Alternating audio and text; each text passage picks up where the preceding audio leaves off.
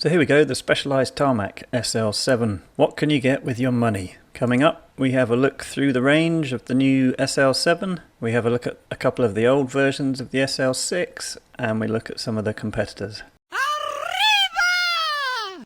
So holy moly, have you ever seen so many reviews of a bike in your life? The Specialized marketing team has been working overtime on this one, and hopefully you're not bored to death with the SL7 at this point and will actually watch some of my video. And here it is, the 2021 Tarmac SL7. So Specialized have made some bold claims about this bike. It's more aerodynamic than the last SL6. It's lightweight, although Specialized never tell us how light, so I can't really comment on that. We've got a new set of wheels, and you can fit some fatter tyres, I believe. So in this version here, we've got this kind of naked carbon look with what looks like in this photograph a sort of green algae growing on it. I'm sure in real life that looks pretty special. And this is obviously the Dura Ace Di2 version. And you can also buy this in the red colour, which I think looks rather snazzy. At £10,500, it would have to be very snazzy, wouldn't it? The new wheels, we've got a 51mm on the front and a 60mm on the back. And there's a lot of talk about the fact that the front wheel is a lot wider than the back wheel, all helping with aerodynamics. Now, in a very bizarre decision, Specialized have decided that their new wheels won't be tubeless compatible, which I find extremely odd and puts me off them completely now because I run tubeless personally and like them a lot. Now, if you look on the website, there's some nice photos of this new bike, and it is a good looking bike, there's no question of that. But how does it compare to the old SL6? Well, here we go. Here's the 2020 SL6. And if we zoom in on the front here, you can see that we've got quite a big change up front here. This is shaped much more like the Venge, more aerodynamic. The cables are hidden. We've got the what basically are the old Venge handlebars, slightly different stem, and the cables are all hidden away. Then at the back, you can see that we've got the Venge rear stays here. Again, all about the aero, and the seat tube has changed quite a lot there. We've got a very big gap here between the seat tube and the rear tyre, presumably to let you get bigger tyres on, but I'm not sure if I don't prefer it the way it was before, personally. And we've obviously got a more aero seat post, and this little box on the back here, not to keep your sandwiches in, that's the Di2 junction box. Personally, I don't like that. I'd rather see that hidden away somewhere else. And obviously you've got the deeper section wheel on the back. So there we go. The other thing to note is it's a lot more expensive. £1,000. What you do get is a power meter, so I guess that makes up for some of the cash. And Specialized have now gone back to the threaded bottom bracket, which means that they can't use their chain set anymore, so you get the Dura Ace chain set with this.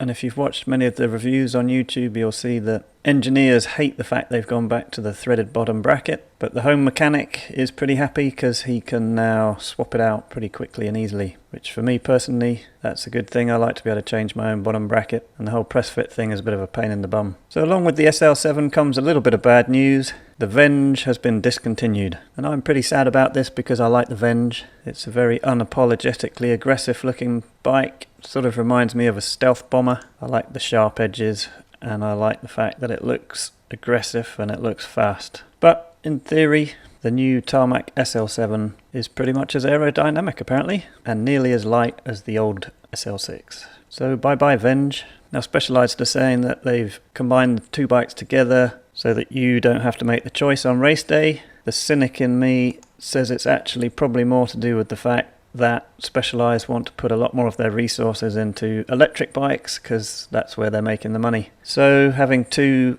top-end road bikes is just not worth it for them anymore. So the poor old Venge is gone. So what do we think? Do we prefer it to the old SL6? I don't know. Jury's out for me. I think my favourite ever Tarmac was this one, the SL6 Ultralight. Everything about this bike oozes lightweight race performance to me, and the new SL7 sort of looks a bit chubby. And given half a choice, would I rather have the SL7 in my garage, or would I prefer to have an ultralight and a Venge? I think probably I'd like to have the ultralight and the Venge in my garage, if I'm honest. Anyhow, you can also buy this bike in the Sagan version, or I say you can buy it. Apparently it's incredibly difficult to get hold of. So if you do want to spend that extra 500 quid, good luck. Let me know if you manage to get one. And for your extra 500 quid, you get a different seat, you get a different colour scheme, which rather nausea-inducingly, Specialized say for the new Sagan collection, the rainbow has been deconstructed. In other words, it's come out a sort of sparkly orange and green colour, but if that's your thing, why not? You also lose the tan walls, and you get some slightly different stickers on your wheels. Lovely jubbly. So speaking of Sagan and racing, we've only been back to the racing for a little over a month now since lockdown, and already this bike has been involved in some pretty awesome racing and some pretty awful crashes that I'm sure you've all seen. It's incredible how in such a short amount of time a bike can build up its racing pedigree, and you can't take that away from this tarmac really. It's at the pointy end of the racing. Speaking of which, the delayed Tour de France starts tomorrow as I record this on Friday the 28th of August 2020. So what do we think? Can the Specialized Tarmac SL7 win the whole Tour de France? Probably not. I suspect if the Tour goes to form, it will be won again by a team riding rim brakes, probably Ineos or Jumbo-Visma. Can the SL7 win some stages of the Tour de France? Absolutely. The first stage is around Nice, probably going to end in a bunch sprint, so there's a pretty good chance that a tarmac could win the very first stage. We'll have to wait and see. But throughout the whole Tour, I suspect it will probably win 5 or 6 stages. So we'll do a count up at the end of the Tour and see how my prediction came out. What did bother me a little bit when I was watching Strade Bianche, the only way the racing can carry on is if not too many riders catch the coronavirus. And though they're advising people not to go and watch, people are going to watch, and we really should all be wearing masks if we're going to do that. This guy's shouting in Van Aert's face. It's not cool, is it? Put your mask on, dude. Okay, moving on. You can also get this tarmac in the SRAM Red eTap Access group set, and that comes in this emerald green colour, which though I quite like the colour, I'm not sure I really want it on my bike, and it sort of reminds me of the Wizard of Oz a little bit, so it's not necessarily a colour I'd go for. Let me know what you think in the comments down below.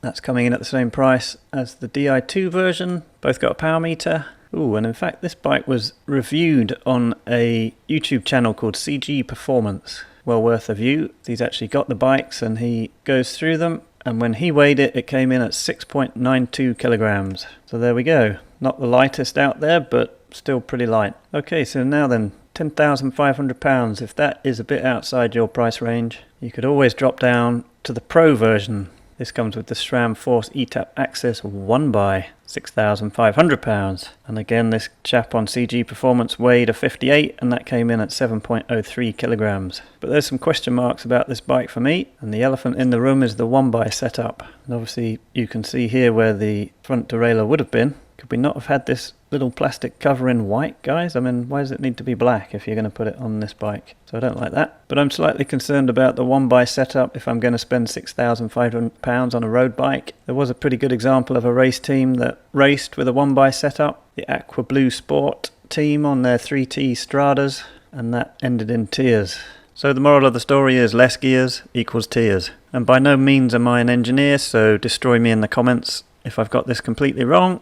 Be polite, of course. Here is a very quick run through of why a 1x setup on a road bike possibly isn't a good idea. So if you take a 12-speed Access group set, you obviously have 12 gears in the big chainring at the front, and you get 12 gears with the smaller chainring at the front. That gives you a smooth spread of 16 gears, all with nice small jumps in between. And on the road that works well. You've got a super hard gear for going fast on the flat, and you've nearly got a 1x1 for spinning on the super steep hills. Now let's compare that to the 1x, and what you end up with is a bunch of gaps.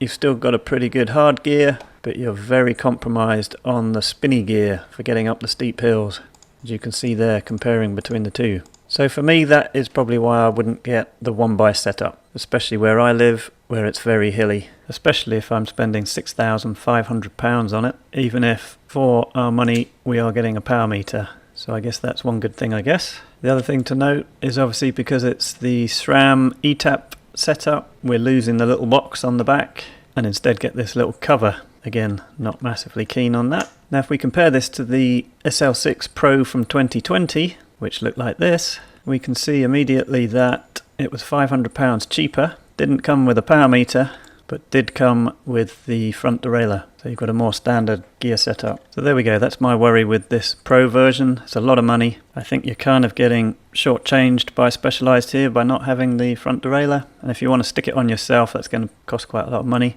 But I guess there will be situations where this gear setup will be fine. So just make sure you go into it eyes wide open, I guess. The Pro version is also spec'd with the Rapide CL wheels rather than the CLX wheels, which I believe is the same rim, but you get round spokes rather than bladed spokes and a different hub. And we've also gone from the turbo cotton gumwall tyre to the turbo, which is slightly galling when I'm paying £6,500, and the difference between these tyres, according to rollingresistance.com, is nearly 3.5 watts per tyre, so 7 watts, and yet the turbo cotton is 52 quid and the turbo is about 25 quid if I buy them retail, so why not just stick them on this bike as well? Peculiar. Also bear in mind, if you buy the cheaper Pro version, and this probably applies to all the versions below the top of the range, you get more standard circular rails on the saddle, whereas on the top of the range you get carbon rails which are oval shaped, and the seat clamp is slightly different, so if you want to upgrade your saddle you may have to buy a new clamp section here for your seat post, which is a bit of a pain. Okay, so we need to speed this up a little bit because I'm already up to about 11 minutes. As ever, this is taking a lot longer than I expected. So next in the lineup is the SL7 Pro, this time coming with Ultegra Di2, and I've accidentally left one of my blue circles there. Apologies for that, that's how I line these bikes up. So if we compare this to the Force eTap version, pretty much the same spec, except that we get a front derailleur. Thank you very much. There's no power meter on this one, so it makes sense that it's a bit cheaper.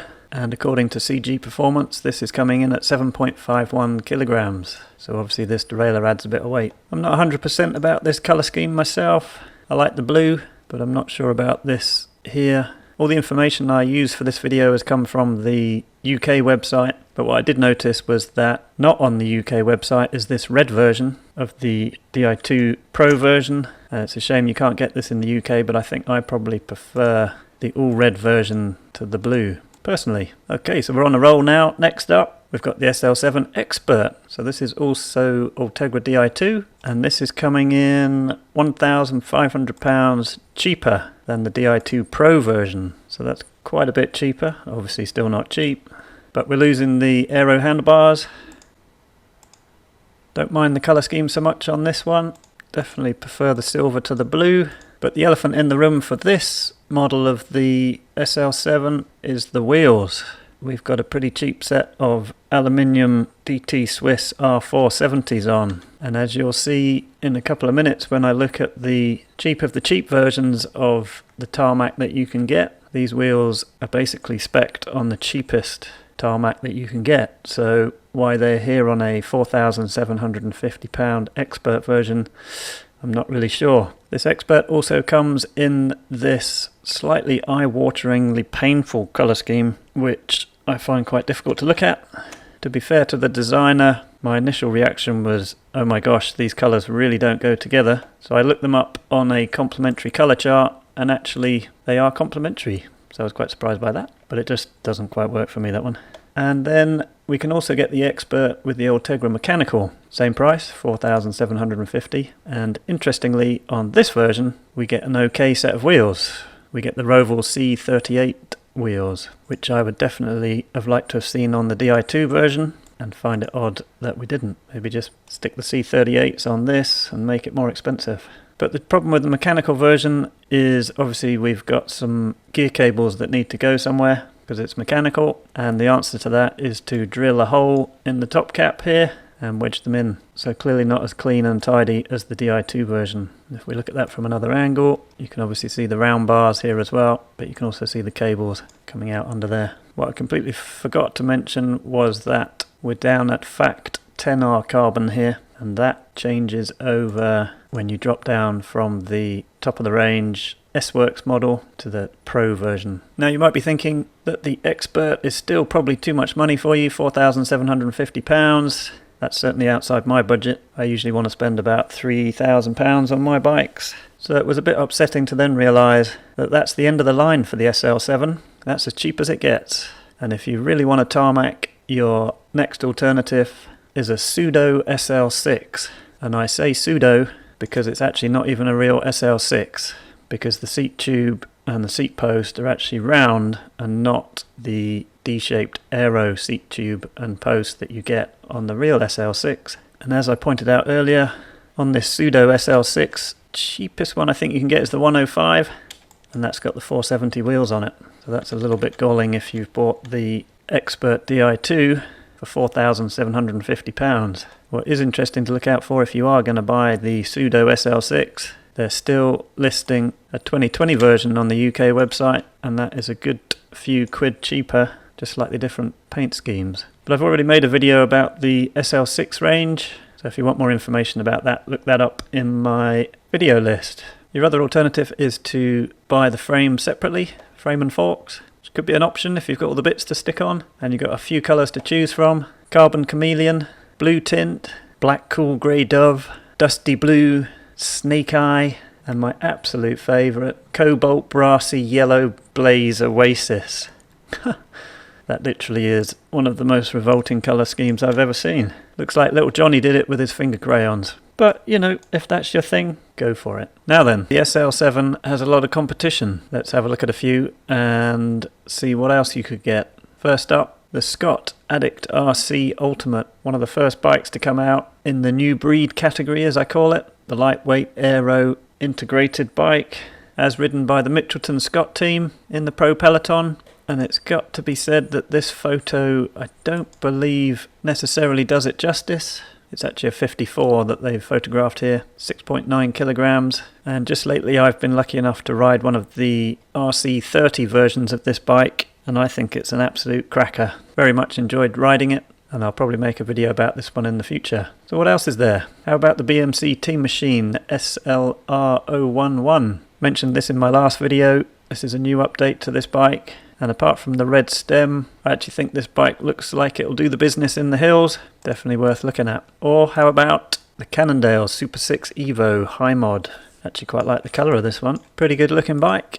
And this particular version is £1,000 cheaper, but no power meter. Or the Emonda. This is the SLR9, and I've done a full video about the new Emonda. And I think if I was going to be spending this type of money, I would definitely be looking at one of the Emondas. Also just released from Canyon is the new Ultimate CRF. Now, Canyon have not really updated their frames recently, and their cables are still hanging out, but this comes from their new CRF line of bikes, which I think is basically kind of just to distract us from the fact that they're not releasing anything new. Again, they're probably working on their electric bikes. But an excellently priced package at 6.59 kilograms, very light. Got an interesting looking saddle on it. Or how about the newly released Giant TCR Advanced? This is the SL0 disc. Interestingly, you can still buy the TCR in rim brakes. One of the very few now that do that. Giant decided that they weren't going to hide their cables away, which I'm sure some people think is the right thing. But personally, looking at it in this genre of bikes, I sort of feel like that was a bit of a mistake. But apart from that, a good looking bike. Got the new Cadex wheels on there as well. Also comes with the power meter. When I lined this up in April, I only had the Japanese price, so I need to check on the UK website what that's coming in at now. In this chart I've got some pricing data, and I've added a couple of bikes that I didn't show as competition. We've got the Willier Zero and the Focus Izelco Max. First up, the SRAM Red eTap Access Group. Coming in at the most expensive is the Scott Addict RC Ultimate, and the least expensive, the Focus Izelco Max 9.8. However, there is a weight penalty between these two. The Focus is 7.55 kilograms and the Addict RC 6.9 kilogram according to their websites. In this category, the SL7 is coming in as the second most expensive. So personally, I'd probably look at the Emonda in this group set. Then if we have a look at the Dura Di2 versions, it's the Sagan collection that's coming in at the most expensive. And again, at the best value, we've got the Focus Izelco Max. I quite like the BMC Teammachine at this price point, the SLR012. What I do like to see is that the Scott Addict RC is the only bike being offered with the Dura Ace mechanical. None of the other manufacturers have decided that it's worth their while to offer the Dura Ace as mechanical, but if you're a racer, I think that's probably quite a good choice. Then we drop down to the Force eTap. The most expensive one in this group is the Willier Zero, coming in at an eye-watering £8,190. But looking like good value is the Scott Addict RC20, although if you compare that to the BMC, it is a little bit heavier. SL7 Pro, one buy that I talked so much about, is coming in bang in the middle here. But seeing as it's not got a front derailleur, you'd have thought that might be a bit cheaper, wouldn't you? Although it does have a power meter. Then we come to the Ultegra Di2. Again, the wheelie air is the most expensive here, and actually the cheapest is the SL7 Expert. But remember, that's got the cheap wheels on it. Maybe the Emonda SLR7 is something to look at here. Then we come down to the mechanical Ultegra, and we've got the SL7 bang in the middle there. But if you remember, we've got the cables sticking out a bit. The Emonda, though quite a bit more expensive, is quite light. But my pick here would be the Scott Addict RC30, which nearly 8 kilograms is an excellent price, $3,199 in the affordable category. And what's nice about it is the cables are all hidden. The only thing I would say is you'd probably want to put some faster wheels and tyres on it. But that would be my pick out of all these bikes, because it's pretty much the only one I can afford. Okay, so there we have it, the Specialized Tarmac SL7 for 2021. I've waffled on for a ridiculously long amount of time there. Hopefully there's some food for thought if you're thinking about buying one of these. So if you'd like to show some support for the channel, consider subscribing. And if you like this video, give it a thumbs up, because at the end of the day, it's you guys that motivate me to make these videos. So till next time.